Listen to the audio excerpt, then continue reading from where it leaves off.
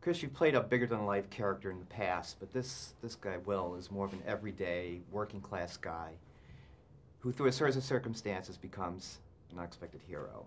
What are the pleasures, the interest of you to play an everyday guy versus a bigger-than-life? Well, I think, you know, obviously you're referring to maybe Star Trek, and I think what makes a story like this, because if there were a tagline, it'd be two ordinary guys stuck in an extraordinary situation.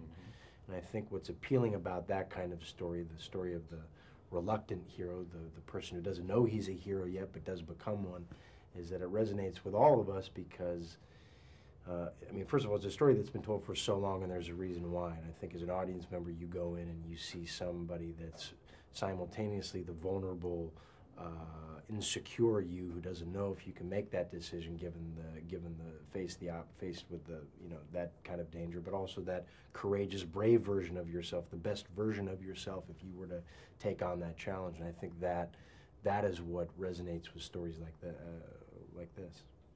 Denzel and Tony had worked together 5 times before, and you're kind of new to their party anyway. Was that daunting at first, or did you just feel embraced right away? And well, I mean, no, it was incredibly daunting, and Denzel, the prospect of working with Denzel was incredibly intimidating, and I've watched Tony's movies since I was 6 years old, so I knew I was late to the game, and indeed a Yellow Jacket newbie, but they never made me feel anything but welcome, and that my voice was as equally important as theirs. Tough shoot, I know, not the most glamorous conditions, the easiest conditions. Can you single out a day that was A, the most difficult, the most challenging, and B, the most fun and just a breeze? Well, the shot behind you, me between the grain cars, that took about a week to shoot, and it was freezing cold, and breathing potato flake for a week was not my idea of a good time, but I'm happy that I did it because not many people can say that they hung between 2 train cars while being pelted with Kashi cereal. And really the most fun is just the fact that I got to do a movie with Denzel Washington. I mean, I'm going to walk away from, I'll remember this for the rest of my life. So I've had a lucky couple of years, so I'm very happy. But there's a single moment at all that you can, you know. I really can't. I mean, I couldn't single it out. I'd have to sit here thinking, and I think that'd take all your time. No, that's all right. Some people are calling this a disaster movie in the great tradition of those kind of Hollywood disasters where the stakes are incredibly high. If these guys don't get there and stop it, all hell breaks loose. Do you see it that way?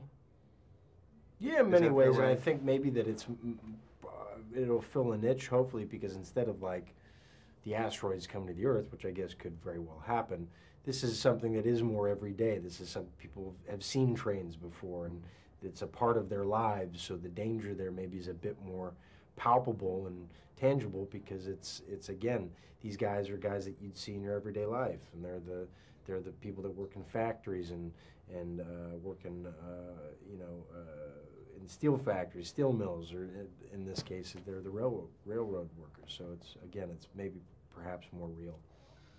Okay, we're good. Sure. Thanks very much. Thanks so much. Appreciate it. All right, absolutely.